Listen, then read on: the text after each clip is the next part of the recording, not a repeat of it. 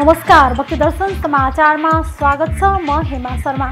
आज मिति 2079 साल भाद्र महिनाको 4 गते शनिबार, नवनाम संवत्सर सूर्य दक्षिणायन वर्षा ऋतु भाद्र कृष्ण पक्षको नवमी तिथि 26:28 उपरान्त दशमी तिथि। चन्द्रमा वृष राशिमा दिसम्बर 2022 अगस्त महिनाको 20 तारिक शक सम्वत 1944 र नेपाल सम्वत 1142। आज सूर्योदय बिहान 5:37 र सूर्यास्त साँझ 6:36। सर्वप्रथम अहिलेसम्मका प्रमुख समाचार। विराटनगरमा दक्षिण एसियाकै दोस्रो ठुलो रथ यात्राका रूपमा सञ्चालन हुँदै आएको राधाकृष्ण रथ यात्रा यसपटक पूर्ववत रूपमै भव्यताका साथ सञ्चालन। 1989 सालबाट सुरु भएको खट यात्रालाई 2025 सालदेखि विराटनगरमा रथ यात्रा गरिँदै आएको यस वर्षको रथ यात्रा 54औं संस्करण। रथको डोरी तान्दा मोक्ष प्राप्त हुने धार्मिक विश्वासका कारण 18 फिट उचाइको राधाकृष्ण रथसँगै हजारौं भक्तजनले करिब 8 किलोमिटर शहरी इलाका पैदल यात्रा हिँड्दै यात्रामा सहभागी हुने। अष्टमीकी पर्व राजधानीवासी थारूहरूले भृकुटी मण्डप स्थित पर्यटन बोर्डमा धुमधामका साथ मनाए। थारू कलाकार मञ्चको आयोजनामा मनाइएको कार्यक्रममा अष्टमीकी पर्वको इतिहास र महत्त्वबारे जानकारी समेत प्रदान। देशभरिका राष्ट्रिय थारू कलाकारहरूको उपस्थिति रहेको कार्यक्रममा थारू कला साहित्य संस्कृतिको क्षेत्रमा योगदान पुर्याउनेलाई सम्मान समेत प्रदान। विक्रम सम्वत 2080 को पात्रो पञ्चाङ्ग प्रकाशनका लागि 17वटा निवेदन परेको नेपाल पञ्चाङ्ग निर्णायक विकास समितिद्वारा जानकारी। कर्मचारी सेवा शर्त र आर्थिक नियमावली पनि मस्यौदा गरी स्वीकृतिका लागि संस्कृति मन्त्रालयमा पठाउने समितिको तयारी। केही महिना प्राप्त निवेदनमाथि छलफल। चाडपर्वको निर्णय ग्रह गणितको रुजु गरी प्रकाशनको स्वीकृति दिने समितिको भनाइ। काठमाडौँ उपत्यकामा मनाइने गाई जात्रा अन्तर्गतको घिन्ताङ घिसी जात्रा रूपन्देही जिल्लाको बुटवलमा पहिलो पटक बुटवल नेवा समाज 1 र 2 को आयोजनामा अपरेसन। भक्तपुरबाट आएको कलाकार टोलीद्वारा माको प्याख बादर नाच, लुसी प्याख मुसल नाच तथा घ्यान्ताङ घिसी प्याख जुदाएर नाचिने नाच प्रदर्शन। सांस्कृतिक आदान प्रदान र नेवा संस्कृतिको प्रचार प्रसार गर्ने उद्देश्यका साथ घिन्ताङ घिसी नाच प्रदर्शन गरिएको नेवा समाजको भनाइ। म्याग्दीको बेनी नगरपालिका 2 बगर फाँटको दुधे खोलामा रहेको कोप्रे झरना पछिल्लो समय आन्तरिक पर्यटकहरूको गन्तव्य बन्दै विगत 2 वर्ष यता असारदेखि असोजसम्म उक्त झरनामा रमाउन आन्तरिक पर्यटकहरूको उल्लेख्य भिड।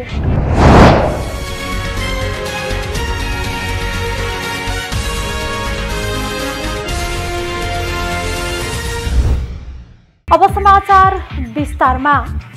विराटनगरमा राधाकृष्ण रथ यात्रा यसपटक पूर्ववत रूपमै भव्यताका साथ निकालिएको छ। श्रीकृष्ण जन्माष्टमीको भोलिपल्ट निकालिने परम्परा रहेको धार्मिक एवं ऐतिहासिक महत्त्व बोकेको राधाकृष्ण रथ यात्रा आज निकालिएको हो।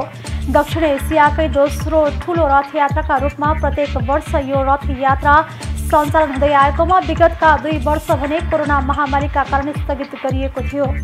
18 फिट उचाइको राधाकृष्ण रथसँगै हजारौं भक्तजनले करिब 8 किलोमिटर शहरी इलाका पैदल यात्रा हिँड्ने गरेका छन्। रथको डोरी तान्दा मोक्ष प्राप्त हुने धार्मिक विश्वासका कारण श्रद्धालुहरू यात्रामा सहभागी हुने गरेका छन्।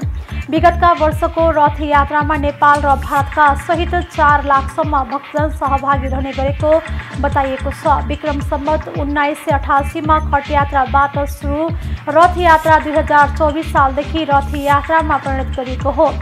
8 जनाले थालेको खट यात्रा अहिले रथ यात्रामा परिणत हुँदा प्रत्येक वर्ष 4 लाख बढी भक्तजन सहभागी हुने गरेको रथ यात्रा समारोह समितिले जनाएको छ। रथ यात्रा सञ्चालन गर्न शान्ति सुरक्षा रूट व्यवस्थापन र सजावट लगायत भव्यताका साथ गरिएको बताइएको छ। विराटनगर 1 स्थित राधाकृष्ण मन्दिर व्यवस्थापन समितिको आयोजनामा प्रत्येक वर्ष यो रथ यात्रा निकाल्ने गरिएको हो। कोरोना महामारीका कारण प्रशासनले लगाएको बन्देजका कारण राधाकृष्ण रथ यात्राको पछिल्लो 2 श्रृङ्खला खट यात्रामै सीमित भएको थियो।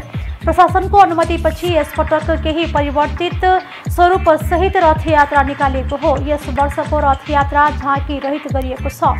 समितिका अनुसार यसपटक रथ यात्राको रूट पनि परिवर्तन गरिएको छ। विगतका वर्षहरूमा विराटनगर स्थित 3 पैनी चोकबाट निकालिएर गोल्छा चोक, जलजला चोक, ट्राफिक चोक, हिमालय रोड, महेन्द्र चोक, शनि मन्दिर, ढिकुटी चोक, बरगाछी हुँदै विराटनगरको मुख्य बजार क्षेत्र परिक्रमा गर्दै पुनः मन्दिरमा पुगेर रथयात्रा समापन हुने गरेकोमा यसपटक रथयात्रा ट्राफिक चोकबाट रोड शेष समेत परिक्रमा गरेर महेन्द्र चोक हुँदै पुनः पुरानै रुट फर्किनेछ।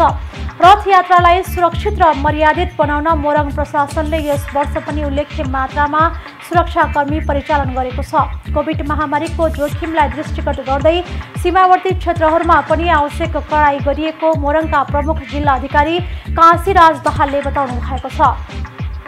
1979 सालबाट सुरु भएको खट यात्रालाई 2025 सालदेखि विराटनगरमा रथयात्रा गरिँदै आएको हो। यस वर्षको रथयात्राको 54औं संस्करण हो। यसपटकको रथयात्रा भने विराटनगरको विभिन्न भाग परिक्रमा गर्दै 9 किलोमिटरको दूरी तय गर्ने कार्यक्रम रहेको छ।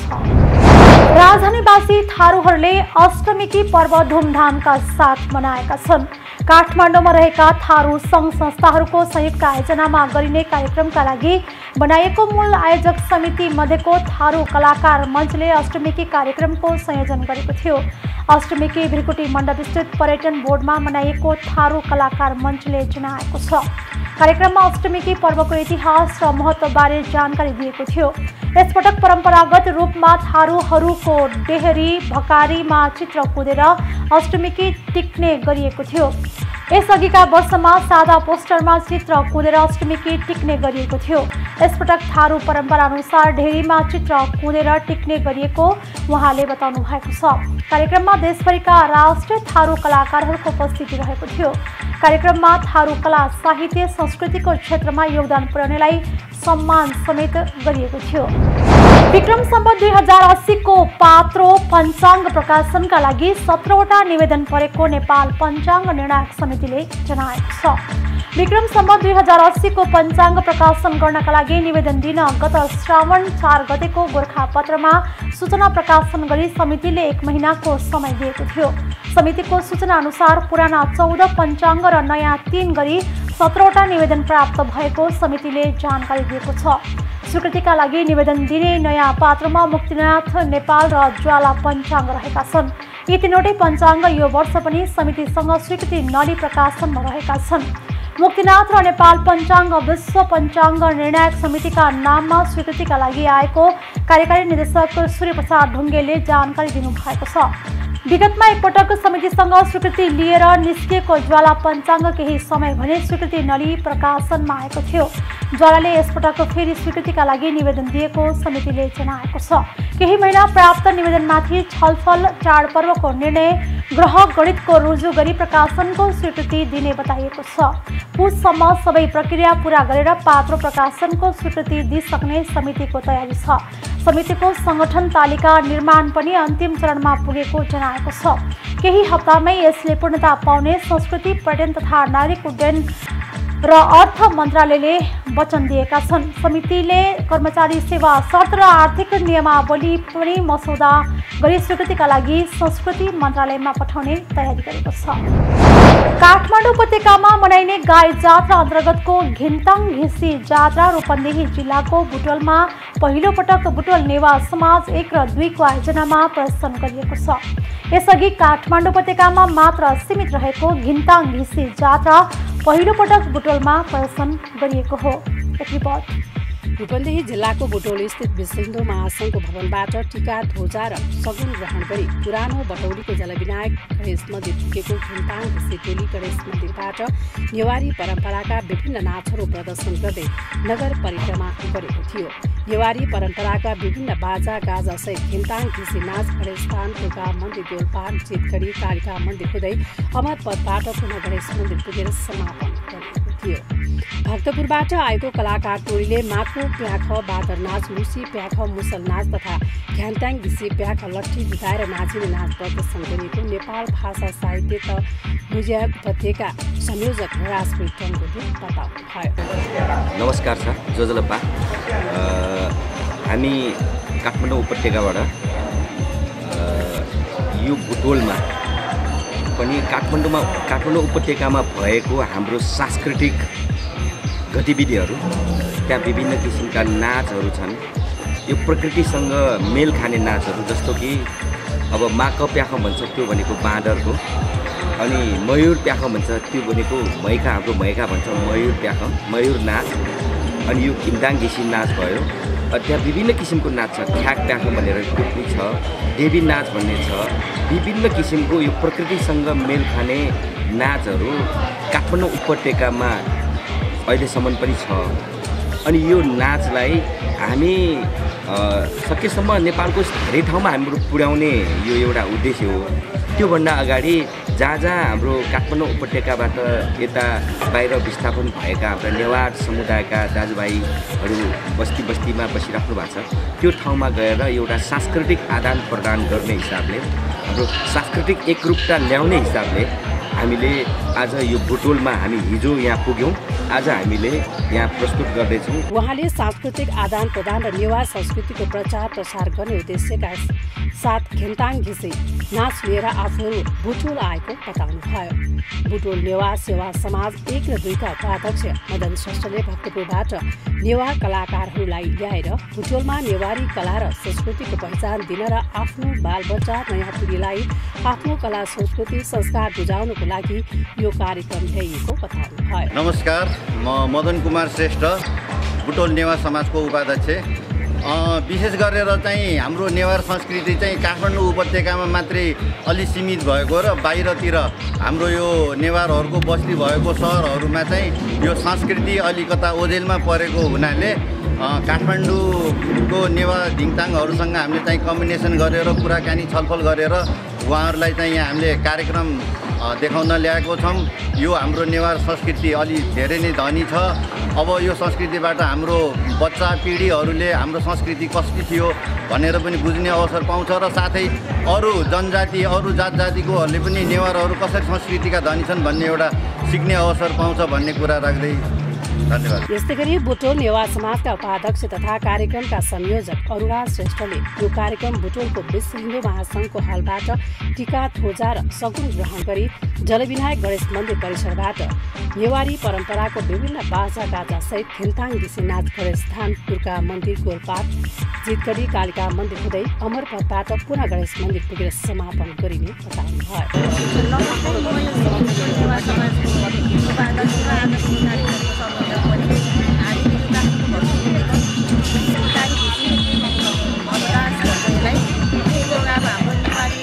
कला संस्कृति झल्काउनको लागि हाम्रो बुटोलवासीहरूले पनि हेर्नुहुन्छ, चिन्ता थाहा हुन्छ भनेर हामीले आज यो मगायौँ। म पनि पहिलादेखि हेर्दै थिएँ। आज हामी यो विश्व हिन्दू महासङ्घबाट हाम्रो नेपाली संस्कार अनुसार टिका ध्वजा लगाएर सगुन खाएर हामी गणेश मन्दिरबाट सुरु गऱ्यौँ। गणेश मन्दिरबाट हामी दुर्गा मन्दिरमा भर्खर आइपुगेका छौँ। दुर्गा मन्दिर प्राङ्गणमा छौँ हामी गोलपाडाको। त्यसपछि हामी कालिका मन्दिर जानेछौँ। कालिका मन्दिरबाट हाम्रो यो जितगढी किल्ला उहाँहरूलाई देखाउनेछौँ, हाम्रो मन्दिरको पहिचान दिनेछौँ। कार्यक्रममा बुटोल वार्ड नम्बर 1 का वार्ड अध्यक्ष नरेन्द्र बस्नेतले यसरी बुटोल नेवार समाजले आफ्नो संस्कार संस्कृतिको संरक्षण र समर्थनको लागि बुटोल नेवार समाजले यस्तो कार्यक्रमको आयोजना गरेकोमा समाजलाई धन्यवाद दिनुभएको थियो। म नरेन्द्र बस्नेत, बुटोल महानगरपालिका वडा नम्बर 1 को वडा अध्यक्ष र आज यो नेवारी कार्यक्रम जो काठमाडौँ भक्तपुरदेखि आएको छ त्यसलाई पहिलो सुरुमा आफ्नो वडामा स्वागत गर्न चाहन्छु। र यो जो बुटोल नेवार समाजले जो यो कार्यक्रम आयोजना गर्यो यसको लागि बुटोल नेवार समाजलाई धन्यवाद दिन चाहन्छु। नेवारहरूको मौलिक संस्कृति जोगाउने जो कार्य बुटोल नेवार समाजले गरेको छ यसको लागि अब नेवार समाजलाई पुनः धेरै धेरै बधाई तथा शुभकामना दिन चाहन्छु।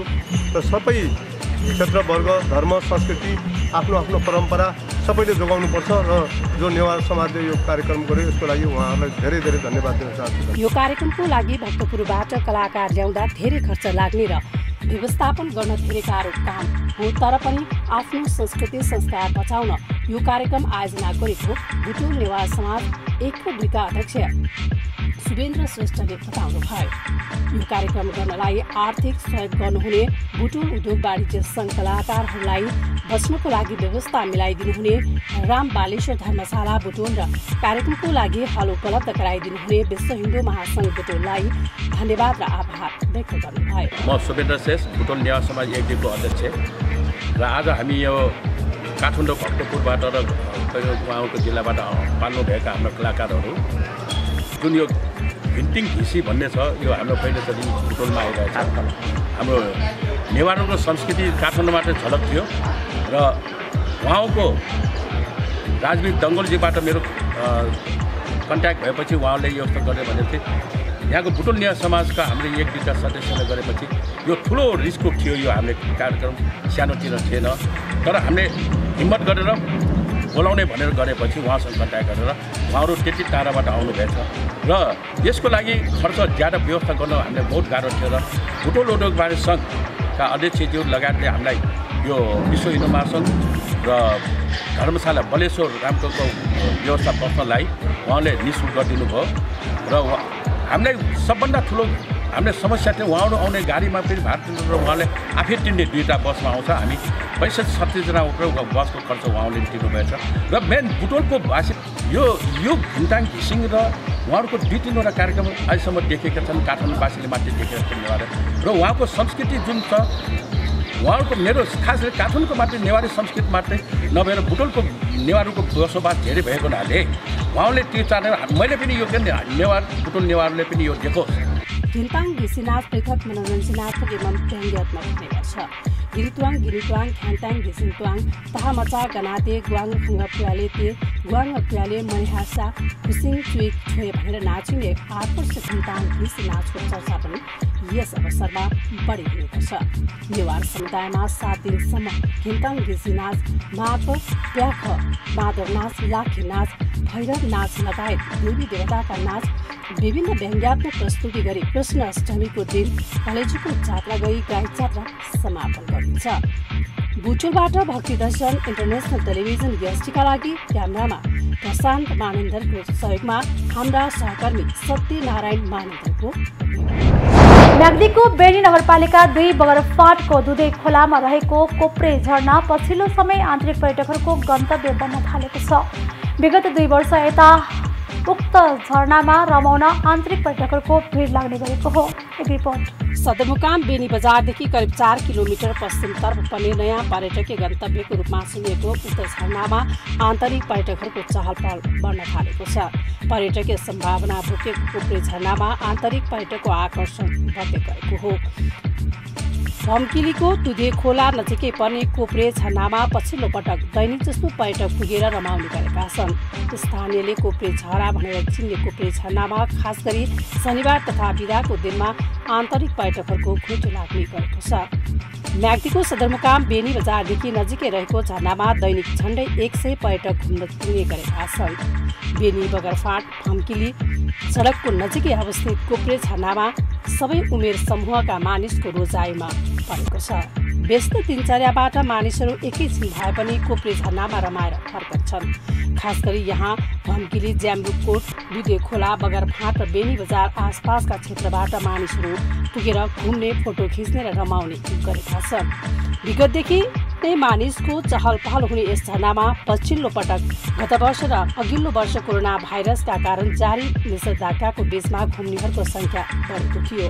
कोप्रे झरना हिउँदमा केही सानो भए पनि वर्षाको समयमा निकै ठुलो हुने गर्दछ। कोप्रे झरनालाई त्यहाँ भ्रमण गर्न जाने कतिपय पर्यटकले वर्षे झरना नामाकरण गरेका छन्। कोप्रे झरनालाई पर्यटकीय गन्तव्यको स्थलका रूपमा विकास गर्न चालु आर्थिक वर्षमा ओडा कार्यालयको सिफारिसमा बेनी नगरपालिकाले आवश्यक बजेट विनियोजन गरेको ज्याम्रुकोटका ओडा अध्यक्ष याम बहादुर कार्कीले बताउनु भएको छ।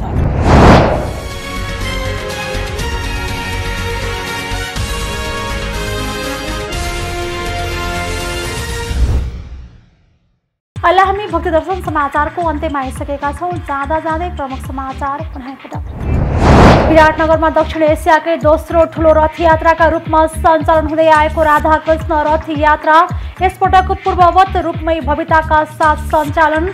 1989 सालबाट सुरु भएको खर्टी यात्रालाई 2025 सालदेखि विराटनगरमा रथ यात्रा गरिँदै आएको यस वर्षको रथ यात्रा 54औं संस्करण रथको डोरी तान्दा मोक्ष प्राप्त हुने धार्मिक विश्वासका कारण 18 फिट उचाइको राधाकृष्ण रथसँगै हजारौं भक्तजनले करिब 8 किलोमिटर शहरी इलाका पैदल यात्रा हिँड्दै यात्रामा सहभागी हुने। अष्टमीकी पर्व राजधानीवासी थारूहरूले भृकुटी मण्डप स्थित पर्यटन बोर्डमा धुमधामका साथ मनाए। थारू कलाकार मञ्चको आयोजनामा मनाइएको कार्यक्रममा अष्टमीकी पर्वको इतिहास र महत्त्वबारे जानकारी समेत प्रदान। देशभरिका राष्ट्रिय थारू कलाकारहरूको उपस्थिति रहेको कार्यक्रममा थारू कला साहित्य संस्कृतिको क्षेत्रमा योगदान पुर्याउनेलाई सम्मान समेत प्रदान। विक्रम सम्वत 2080 को पात्रो पञ्चाङ्ग प्रकाशनका लागि 17वटा निवेदन परेको नेपाल पञ्चाङ्ग निर्णायक विकास समितिद्वारा जानकारी। कर्मचारी सेवा शर्त र आर्थिक नियमावली पनि मस्यौदा गरी स्वीकृतिका लागि संस्कृति मन्त्रालयमा पठाउने समितिको तयारी। केही महिना प्राप्त निवेदनमाथि छलफल। चाडपर्वको निर्णय ग्रह गणितको रुजु गरी प्रकाशनको स्वीकृति दिने समितिको भनाइ। काठमाडौँ उपत्यकामा मनाइने गाई जात्रा अन्तर्गतको घिन्ताङ घिसी जात्रा रूपन्देही जिल्लाको बुटवलमा पहिलो पटक बुटवल नेवा समाज 1 र 2 को आयोजनामा प्रदर्शन। भक्तपुरबाट आएको कलाकार टोलीद्वारा माको प्याख बादर नाच, लुसी प्याख मुसल नाच तथा घ्यान्ताङ घिसी प्याख जुदाएर नाचिने नाच प्रदर्शन। सांस्कृतिक आदान प्रदान र नेवा संस्कृतिको प्रचार प्रसार गर्ने उद्देश्यका साथ घिन्ताङ घिसी नाच प्रदर्शन गरिएको नेवा समाजको भनाइ। म्याग्दीको बेनी नगरपालिका 2 बगर फाँटको दुधे खोलामा रहेको कोप्रे झरना पछिल्लो समय आन्तरिक पर्यटकहरूको गन्तव्य बन्दै विगत 2 वर्ष यता असारदेखि असोजसम्म उक्त झरनामा रमाउन आन्तरिक पर्यटकहरूको उल्लेख्य भिड। अहिले भक्तदर्शन समाचार यति नै। सामाजिक सञ्जाल मार्फत हामीसँग जोडिनका लागि फेसबुक तथा ट्विटरमा लाइक तथा फलो गर्न सक्नुहुनेछ भने युट्युब मार्फत पनि हामीलाई प्रत्यक्ष हेर्न सक्नुहुनेछ। त्यस्तै कुनै सल्लाह सुझाव तथा प्रतिक्रिया भएमा भक्तदर्शन@emountaintv.com मा हामीलाई पत्राचार गर्न सक्नुहुनेछ। धर्म संस्कृति र संस्कारको संवाहक भक्तदर्शन टेलिभिजन HD नमस्कार।